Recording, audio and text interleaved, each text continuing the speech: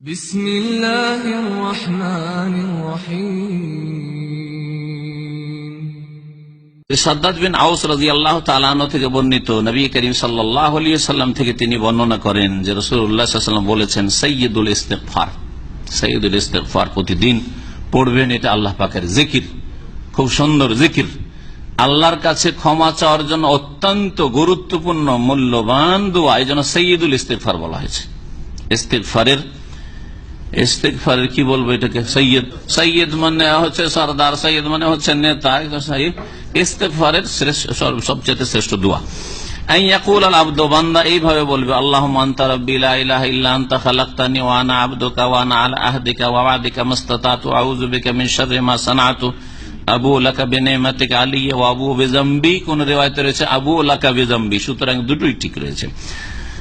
ফাগফিরলি, কোন কোন রিওয়ায়াতে রয়েছে আবু, ওর জায়গায় রয়েছে আতারিফু। আবু মানে স্বীকার করছে, অঙ্গীকার করছে, আর আতারিফু মানেও স্বীকার করছে, অঙ্গীকার করছে। সুতরাং শব্দের পার্থক্য, অর্থ একই রকম। ফাগফিরলি ফাইন্নাহু লা ইয়াগফিরুয যুনুবা ইল্লা আনত, এই হলো দোয়া। কারের অর্থ জানা আছে?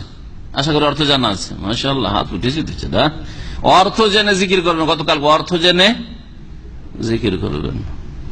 আপনি যদি বলেন যে মা আপনাকে খুব স্মরণ করছি, তার মানে অর্থ বুঝে স্মরণ করছেন না, শুধু না বুঝে কিছু মন্ত্র পাঠ করছেন?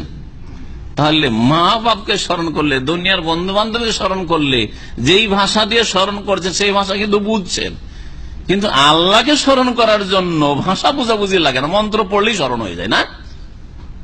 এটা হাস্যকর কথা। এই জন্য জিকির আজকাল বুঝে সুঝে করতে হবে যে কি বলে আল্লাহকে স্মরণ করলেন আপনি, কি কথার মাধ্যমে আল্লাহ জিকির, সুবহানাল্লাহ জিকির করলেন আপনি। মানে আল্লাহ তোমার পবিত্রতা ঘোষণা করছি, আলহামদুলিল্লাহ সমস্ত প্রশংসা তোমার, আল্লাহ, আল্লাহর জন্য, আল্লাহু আকবার, আল্লাহ সবচেয়ে বড় আমার কাছে, ইত্যাদি ইত্যাদি। এইভাবে বুঝে সুঝে জিকির করবেন। তো সাইয়্যিদুল ইস্তিগফার অর্থটা দেখা যাক। আল্লাহুম্মা আনতা রাব্বি, হে আল্লাহ তুমি আমার রব, লা ইলাহা ইল্লা আনতা তোমার ছাড়া কেউ সত্য মাবুদ নেই, খালাকতানি তুমি আমাকে সৃষ্টি করেছো, ওয়া আনা আবদুকা আমি তোমার গোলাম, আমি তোমার দাস বান্দা, ওয়া আনা আলা আহদিকা ওয়া ওয়াদিকা মাসতাতাতু আমি যথাসাধ্য তোমার প্রতিশ্রুতি, তোমার সাথে যে চুক্তি হয়েছে আমার করেছি, সেই চুক্তি আর ওয়াদা প্রতিশ্রুতির উপর কায়েম রয়েছি। আউযু বিকা মিন শাররি মা সানাতু আমি যা কিছু করেছি পাপ অন্যায়, তার অনিষ্ট থেকে তোমার আশ্রয় চাইছি। কত মূল্যবান কথা, কত মূল্যবান কথা। আপনার অতীতে যত পাপ হয়েছে তার একটা অনিষ্ট আছে। পাপ কিন্তু বাপকে চেনে না, পাপ কিন্তু আপনাকে ধরতে যাচ্ছে, মানে আপনার আযাব আসছে, ডেকে নিয়ে আসছে। আপনি আল্লাহর কাছে এর মাধ্যমে আশ্রয় চাই, আল্লাহ আমি ভুল করেছি, গুনাহগার বান্দা, কিন্তু আল্লাহ এর জন্য আমাকে তুমি ধরে নিও না, আমার উপর বালা মুসিবত না চলে আসে। আউযু বিকা মিন শাররি মা সানাতু এতটুকু তো আপনার কল্যাণের জন্য যথেষ্ট, ঠিক কিনা?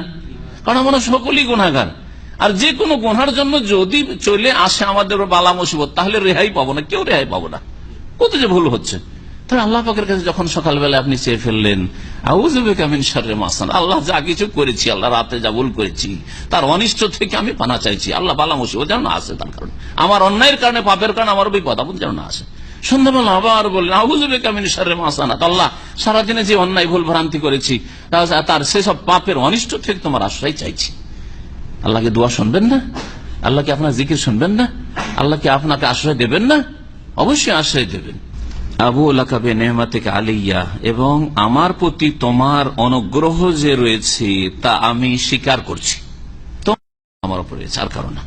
ও আবু বিযামবি আর আমার গুনাহও স্বীকারোক্তি করছি, আমি যে গুনাহগার পাপী তাও স্বীকার করছি। ফাগফিরলি সুতরাং আমাকে মাফ করে দাও। ফাইন্নাহু লা ইয়াগফিরুয যুনুবা ইল্লা আনতা কারণ তোমার ছাড়া কেউ গুনাহ মাফ করতে পারে না। বান্দা যখন এই কথা বলে, অন্য আরেকটি রিওয়ায়াতে রয়েছে, তখন আল্লাহ ফেরেশতাদেরকে বলেন, দেখো আমার বান্দা কি বলছে, যে ফাইন্নাহু লা ইয়াগফিরুয যুনুবা ইল্লা আনতা আল্লাহ তুমি ছাড়া কেউ আমাকে ক্ষমা করতে পারে না। তো আমার বান্দা যদি এরকম আমার সম্পর্কে ধারণা রাখে, তো আমি কেন মাফ করব না? ফেরেশতা তোমাদেরকে সাক্ষী রাখছে, আমি মাফ করে দিলাম তাদের। কারণ ওর ইয়াকিন আছে যে আমি ছাড়া ওর কারো ক্ষমতা নেই ক্ষমা করার, কারো ক্ষমতা নেই তাকে উদ্ধার করার। ফাইন্নাহু লা ইয়াগফিরুয যুনুবা ইল্লা আনতা শেষ। নবী সাল্লাল্লাহু আলাইহি ওয়াসাল্লাম বলছেন, মান কালাহা মিনান নাহারে মুকিনান বিহা কেউ যদি দিনে ইয়াকিনের সাথে এই কথাগুলির প্রতি বিশ্বাস করে বলে, তাহলে ইয়াকিনের সাথে যখন বলবেন, কথাগুলির উপর দৃঢ় বিশ্বাস করে, তার মানে অর্থ বুঝতে হবে না, হবে না? অর্থ বুঝতে হবে। যে কথাগুলি এতে এসেছে এর উপর ইয়াকিনের সাথে যদি দিনে বলেন ফামাতা মিন ইয়াউমিহি, আর সেই দিনে যদি ওই ব্যক্তি মারা যায় তাবলা ইয়ুমসিয়া, সন্ধ্যা হওয়ার আগে, সকালবেলা বলেছেন সন্ধ্যা হওয়ার আগে আগে যদি মওত চলে আসে, ফাহুয়া মিন আহলিল জান্নাহ, সে জান্নাতের অধিবাসী। ওমান কালাহা মিনাল লাইলি, আর কেউ যদি রাতের বেলা বলে নাই, সন্ধ্যাবেলা বা রাতের বেলা বলে নিল, ওয়া হুয়া মুকিনুন বিহা, ইয়াকিনের সাথে যেই কথাগুলি আমি বলছি সাইয়্যিদুল ইস্তিগফারে সেগুলি আমি বিশ্বাস করি, সেগুলির প্রতি ইয়াকিন রয়েছে, ফামাতা ক্বাবলা ইউসবিহা, সকাল হওয়ার আগে যদি সে মারা যায়, ফাহুয়া মিন আহলিল জান্নাতি, তাহলে সে জান্নাতের অধিবাসী হবে। হয় মত রাতে আসবে আর না হলে দিনে আসবে, রাত দিন ছাড়া আর কোন অন্য কোন সবাই নেই যে যেই সময় মত আসবে। সুতরাং সকালে যদি একবার পাঠ করে নেন, আল্লাহ যেন তৌফিক দান করেন, আর সন্ধ্যাবেলা একবার পাঠ করে নেন, কামিয়াব। 1 মিনিটও লাগালো না একটা সাইয়্যিদুল ইস্তিগফার পড়তে, কিন্তু আপনার জন্য জান্নাত অবধারিত, জান্নাত পাবেন ইনশাআল্লাহ। তবে কাবিরা গুনাহ থেকে বেঁচে থাকতে হবে। যেই ব্যক্তি নিয়মিত সাইয়্যিদুল ইস্তিগফার পড়ে আর সে কাবিরা গুনাহ করতেই থাকবে আর কাবিরা গুনাহ ছাড়বে না, তওবা করবেন না, এরকম মুসলিম হতে পারে না। তাহলে সে অর্থ বোঝে না, মন্ত্র পাঠ করছে। রাওয়াহুল বুখারী, হাদিস সহিহ বুখারীতে রয়েছে 5831 নম্বর।